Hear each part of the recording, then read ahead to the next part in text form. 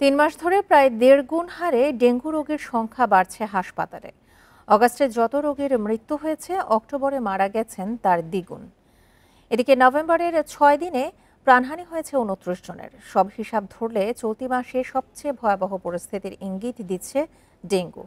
তাই জ্বর হলেই তা ডেঙ্গুর উপসর্গ ধরে নিয়ে পরীক্ষার পরামর্শ দিচ্ছেন চিকিৎসকরা।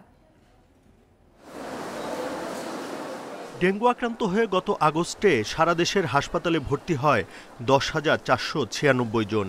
একই মাসে নানা জটিলতায় মৃত্যু হয় ৩৯ জনের। সেপ্টেম্বরে ভর্তি ডেঙ্গু রোগীর সংখ্যা বেড়ে দাঁড়ায় ১৫,৮৬৬ জনে। সে মাসে মারা যান ৭৬ জন। পরের মাস অক্টোবরে হাসপাতালে ভর্তি হয় ২২,৫২০ জন, মৃত্যু হয় ৮০ জনের। চলতি মাসে ৬ দিনেই মৃত্যু হয়েছে ২৯ জনের, রোগী ভর্তি ৬,১৬৪ জন। এ ধারা বজায় থাকলে মাস শেষে ভর্তি রোগীর সংখ্যা দাঁড়াবে প্রায় ৩০,০০০। মহাখালী ডিএনসিসি হাসপাতালে সেপ্টেম্বর ও অক্টোবরে ডেঙ্গু আক্রান্ত রোগী ভর্তি হয় যথাক্রমে ১,০৪৬ এবং ২,০৯৬ জন। সেপ্টেম্বরে ৯ জন ও অক্টোবরে মারা যান ১১ জন। হাসপাতালের তথ্যমতে মৃতদের ৯০%কে দেরিতে হাসপাতালে আনা হয়, এতে বাড়ে জটিলতা। মোটামুটি 90%-এর উপরে রোগী আসলে আমাদের কাছে আসেই খুবই কমপ্লিকেটেড অবস্থায়। ডেঙ্গু রোগীর জটিলতার কিছু ফেজ আছে, এর মধ্যে একটা হচ্ছে ক্রিটিক্যাল ফেজ, একটা হচ্ছে নন ক্রিটিক্যাল ফেজ।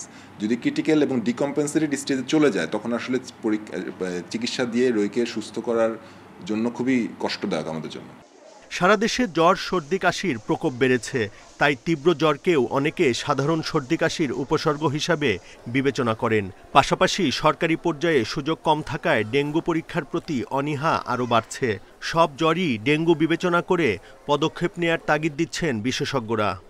জ্বর আসার সাথে সাথে রোগীকে প্রথমত ডেঙ্গু পরীক্ষা করতে হবে, ডক্টরের সাথে যোগাযোগ রাখতে হবে, এবং জ্বর আসার পরে প্রচুর পরিমাণে ফ্লুইড। ডেঙ্গু রোগীরা কিন্তু বেশিরভাগ ক্ষেত্রেই মারা যায় হচ্ছে গিয়ে শকে বলা হচ্ছে গিয়ে রোগীর প্রেশার অনেক কমে যায়। স্বাস্থ্য কর্তৃপক্ষই বলুন, স্থানীয় সরকার কর্তৃপক্ষ বলুন, বা অন্যান্য সংশ্লিষ্ট যারা আছে, গতানুগতিক পন্থায় আমরা মৃত্যু ঠেকাতে পারছি না। এই প্রতিটি মৃত্যুই ঠেকানো সম্ভব।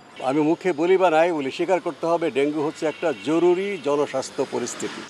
২০২৪ সালে হাসপাতালে ডেঙ্গু রোগী ছিল ১,০১,২১১ জন। সবচেয়ে বেশি রোগী ভর্তি হয় নভেম্বরে।